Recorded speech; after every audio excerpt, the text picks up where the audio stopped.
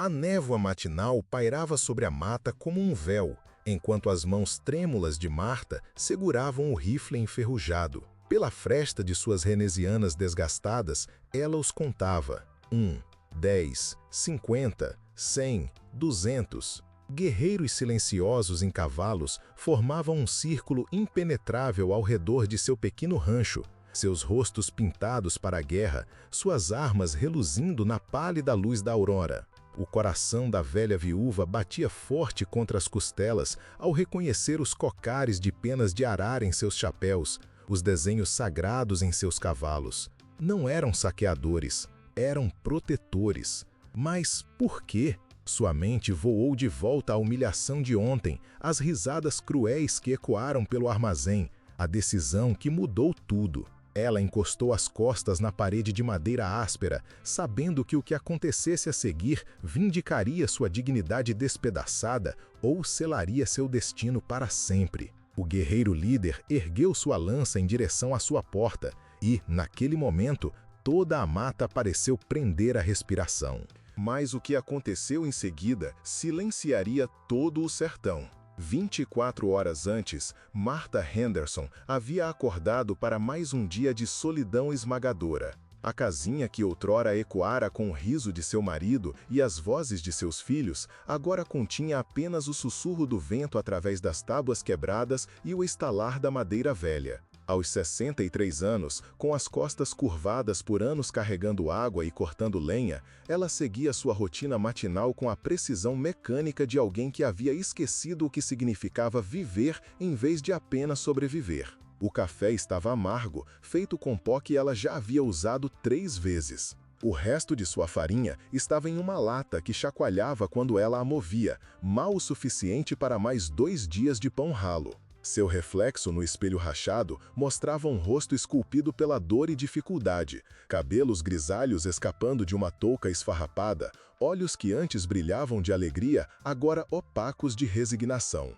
A fotografia em sua lareira, desbotada e desgastada de suas lágrimas, mostrava uma mulher diferente, cercada por uma família amorosa. Aquela mulher parecia uma estranha agora. Do lado de fora, a mata se comprimia contra suas janelas, uma parede verde que se tornou tanto seu santuário quanto sua prisão. Ela não falava com outra alma em 21 dias, não desde que sua última viagem desesperada à cidade terminou em vergonha e bolsos vazios. Seu estômago se contraiu de fome enquanto ela racionava as últimas tiras de carne seca de veado, guardadas do veado que havia vagado perto demais de suas armadilhas há 2 meses.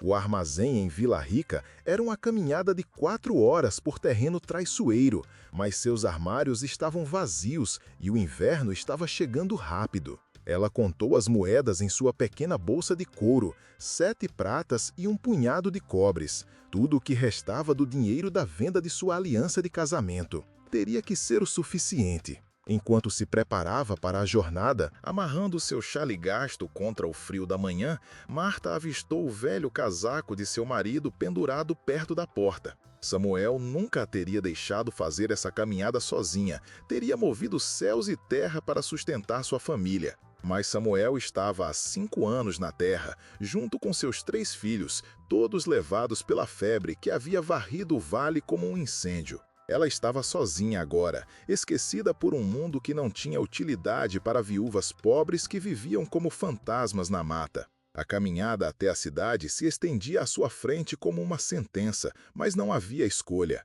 A sobrevivência exigia sacrifício, e dignidade era um luxo que ela não podia mais pagar. O armazém fervilhava de atividade quando Marta empurrou a pesada porta de madeira. Sua chegada mal notada entre os comerciantes, tropeiros e moradores da cidade conduzindo seus negócios. Ela agarrou suas escassas moedas com força, aproximando-se do balcão onde Edgar Whitmore, o dono do posto, estava barganhando ruidosamente com um cliente sobre peles de capivara. Quando ele finalmente a notou, sua expressão mudou para um aborrecimento mal disfarçado. Ela pediu silenciosamente pelo pouco que podia pagar: farinha, sal, um pequeno pedaço de bacon, talvez alguns grãos de café. O total deu exatamente o que ela tinha, deixando seus bolsos vazios, mas sua sacola um pouco mais cheia. Foi então que ela notou a comoção perto do fundo da loja. Uma pequena multidão se reuniu em torno de algo, suas vozes se elevando em zombaria e desgosto. A curiosidade superou seu desejo de permanecer invisível e Marta abriu caminho através da multidão. Lá, encolhida no canto perto do fogão a lenha, sentava-se uma jovem indígena, mal uma menina, seu rosto manchado de sujeira e lágrimas. Suas roupas estavam rasgadas e ensanguentadas, seu braço esquerdo pendurado em um ângulo não natural. As provocações da multidão enchiam o ar como veneno. Selvagem, pagã, provavelmente doente. Alguém deveria expulsá-la antes que ela traga toda a sua tribo para cima de nós. Marta sentiu algo se agitar em seu peito, um sentimento que não experimentava há anos. Era o mesmo instinto protetor que outrora a levara a proteger seus próprios filhos das crueldades do mundo. Mas sua bondade logo convocaria algo muito maior do que gratidão.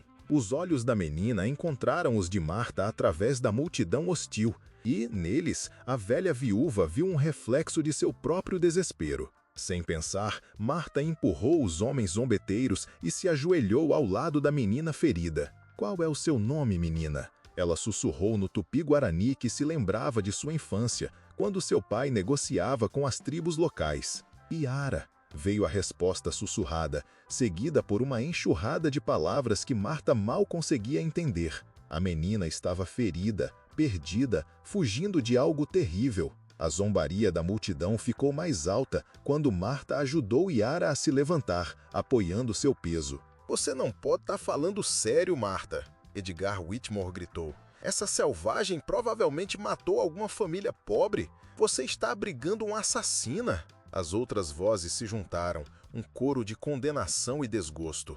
Mas Marta havia feito sua escolha. Ela guiou a menina em direção à porta, seus próprios suprimentos escassos esquecidos no balcão. "Venha comigo", ela disse suavemente. "Você está segura agora." A caminhada de volta para o rancho foi lenta e difícil, com Iara se apoiando pesadamente no corpo franzino de Marta. Cada passo era uma agonia para ambas. A menina de seus ferimentos, Marta do peso de mais uma boca para alimentar quando mal tinha o suficiente para si mesma. Mas enquanto caminhavam, memórias inundavam sua mente. Memórias de seus próprios filhos, de noites em que estiveram famintos ou feridos, do amor feroz que a levara a sacrificar tudo por seu bem-estar. De volta ao rancho, Marta cuidou dos ferimentos de Iara com mãos delicadas e o pouco de remédio que lhe restava. O braço da menina estava gravemente quebrado e a febre ardia em seu pequeno corpo. Através de frases e gestos quebrados, a história surgiu.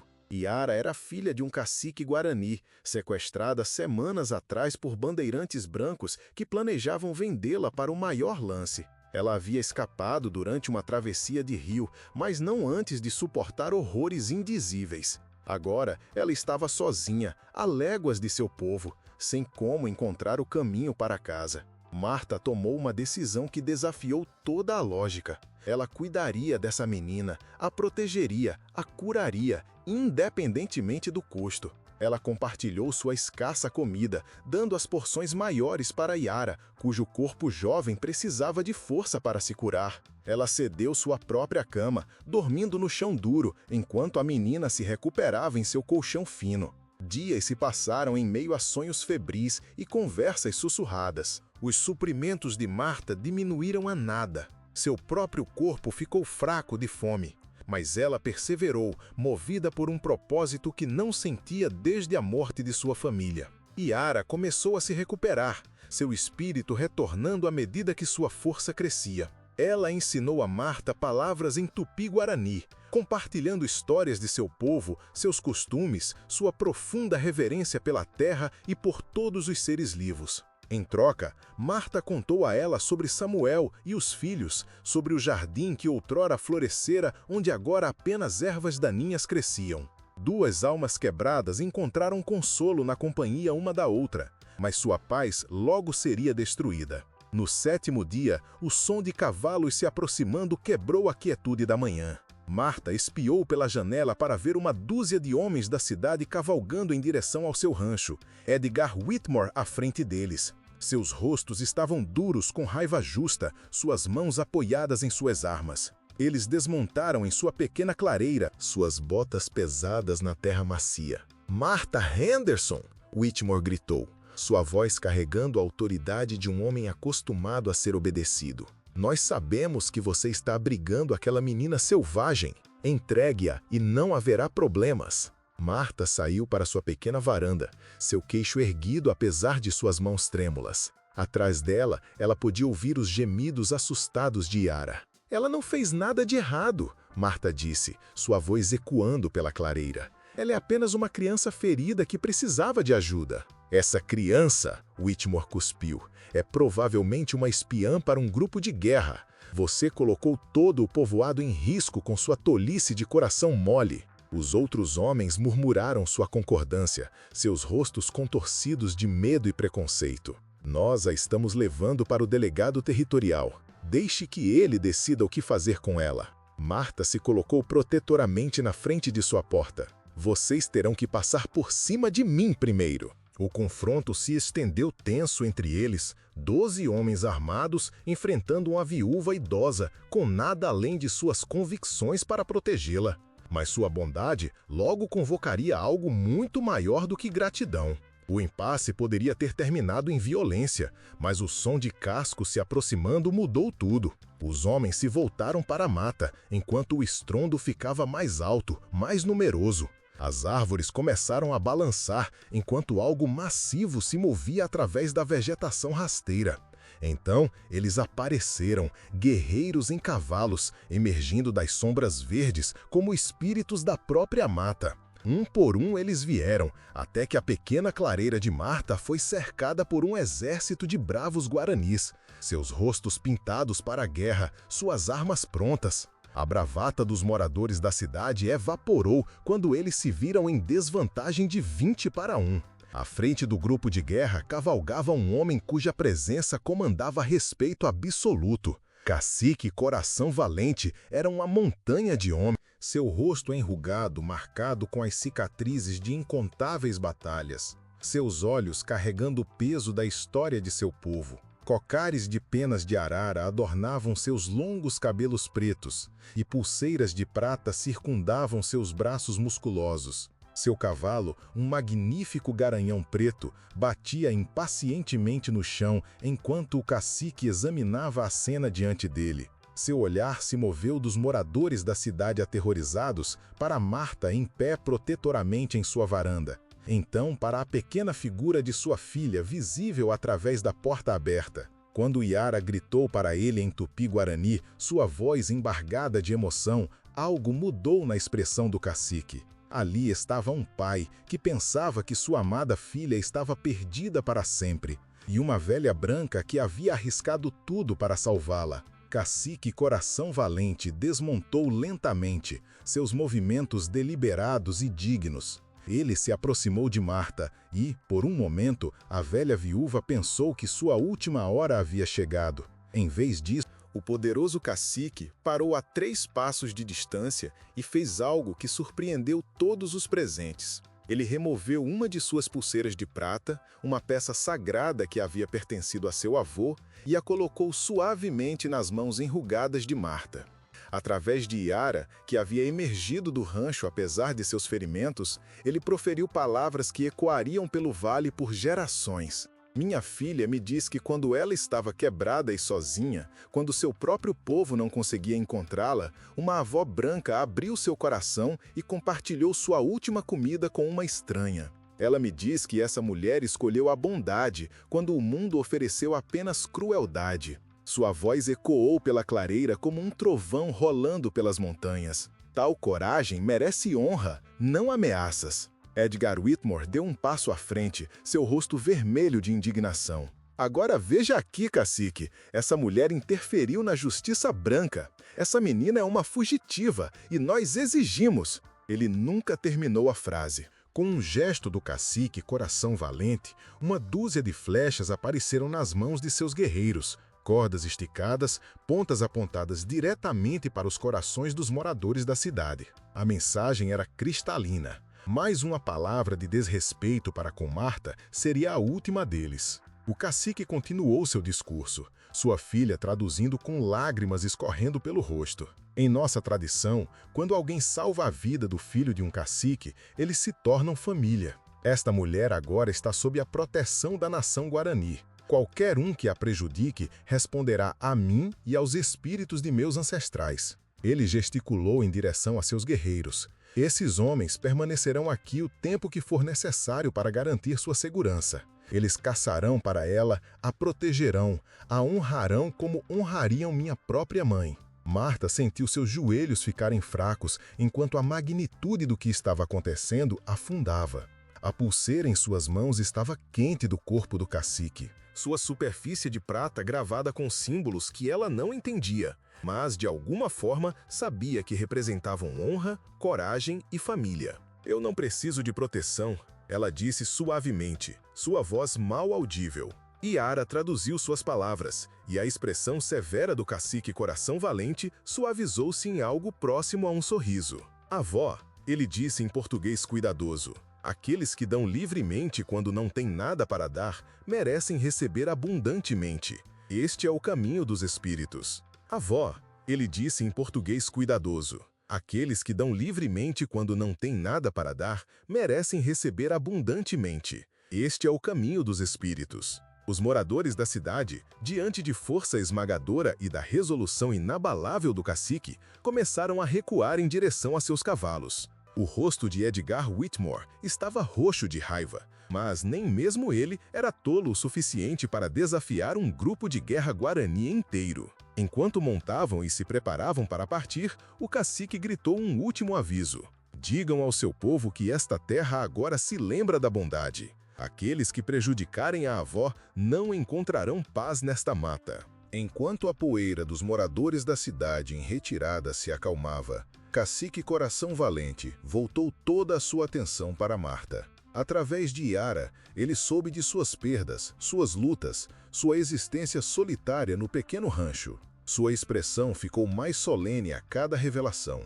Ali estava uma mulher que havia sofrido muito, mas que ainda havia encontrado espaço em seu coração para a compaixão. Ele falou baixinho com seus guerreiros e imediatamente eles entraram em ação. Alguns desapareceram na mata para caçar, outros começaram a coletar lenha e água. O próprio cacique, apesar de seu status exaltado, ajudou a carregar os escassos pertences de Marta de volta para o rancho, tratando seus bens gastos com o mesmo respeito que mostraria a objetos sagrados. Minha filha me contou sobre seu sacrifício, ele disse, através da tradução de Yara. Você deu sua comida quando não tinha nada para dar. Você cedeu sua cama quando não tinha outra. Você arriscou sua vida quando já havia perdido tudo.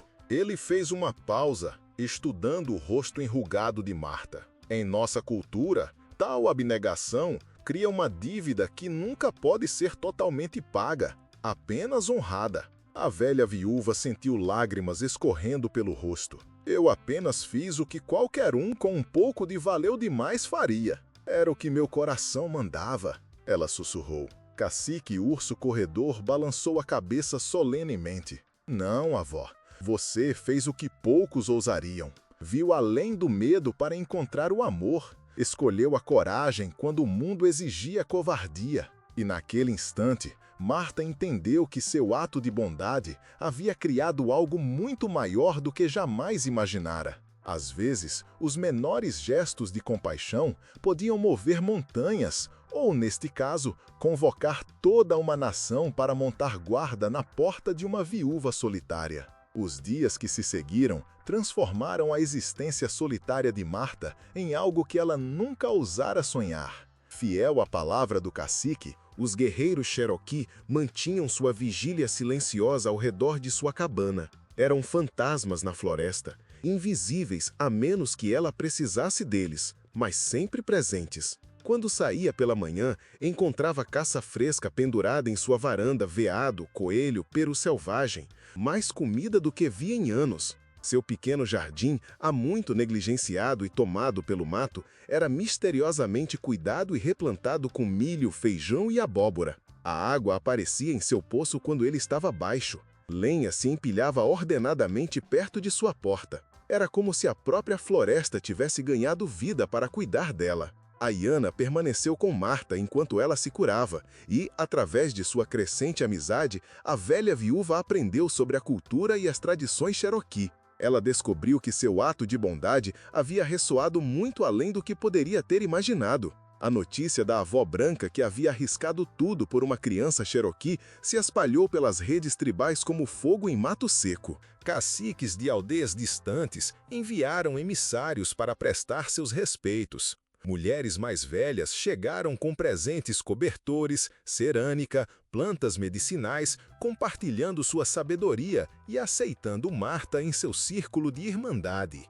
A transformação se estendeu além do conforto material. Pela primeira vez em 5 anos, Marta se sentiu verdadeiramente viva novamente. Ela tinha propósito, conexão, família. Ayana a chamava de avó em Cherokee, e o título parecia mais real do que seu próprio nome. Quando o braço da menina sarou completamente, nunca houve qualquer dúvida de que ela partiria. Ela havia encontrado uma segunda mãe. E Marta havia encontrado a filha que seu coração sentia falta. A pulseira de prata do cacique Urso Corredor ocupava um lugar de honra na lareira de Marta, ao lado da fotografia desbotada de sua família perdida. Representava algo que ela ainda estava aprendendo, o poder do amor para transcender todas as fronteiras. O cacique a visitava regularmente, sempre com grande cerimônia, mas também com genuíno calor. Através da tradução de Ayana, ele compartilhou histórias das lutas de seu povo, sua resiliência, suas esperanças de paz com seus vizinhos brancos. Marta, por sua vez, compartilhou suas próprias histórias e, lentamente, uma ponte de entendimento se formou entre 2 mundos que eram estranhos por muito tempo. O inverno chegou cedo naquele ano, mas Marta o enfrentou sem medo pela primeira vez em meia década. Sua cabana estava quente, sua despensa cheia, seu coração não mais vazio. Em noites frias, ela e Ayana se sentavam perto do fogo, a velha ensinando inglês enquanto a jovem compartilhava lendas Cherokee. Às vezes, o cacique Urso Corredor se juntava a elas, trazendo outros membros da tribo que queriam conhecer a lendária avó branca que havia mudado tudo com um ato de compaixão. Os moradores de Millfield aprenderam a dar a Marta uma passagem ampla. A notícia da proteção Cherokee se espalhou e ninguém era corajoso ou tolo o suficiente para testar sua determinação.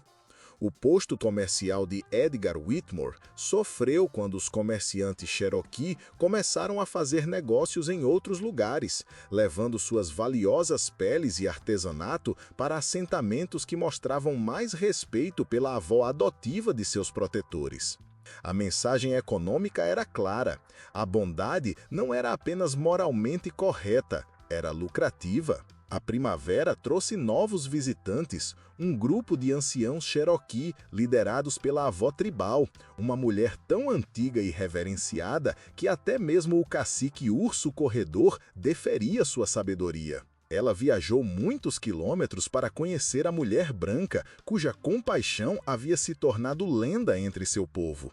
Através de vários tradutores, ela falou com Marta por horas, testando seu espírito, medindo seu coração. No final de sua visita, ela realizou uma cerimônia que Ayana explicou mais tarde com lágrimas de alegria. Marta havia sido formalmente adotada pela nação Cherokee, recebido um nome Cherokee que significava aquela que vê com o coração e concedido todos os direitos e proteções de um membro tribal. A cerimônia foi testemunhada por dezenas de famílias Cherokee que vieram prestar seus respeitos. Eles trouxeram presentes, compartilharam refeições e ouviram enquanto Marta contava a história de seu encontro com Ayana pela 100ª vez, cada conto adicionando novos detalhes ao que já estava se tornando lenda tribal. O aniversário daquele primeiro dia amanheceu claro e quente, um ano inteiro desde que Marta havia trazido Ayana para a casa do posto comercial. A velha viúva estava em sua varanda, não mais curvada pelo sofrimento,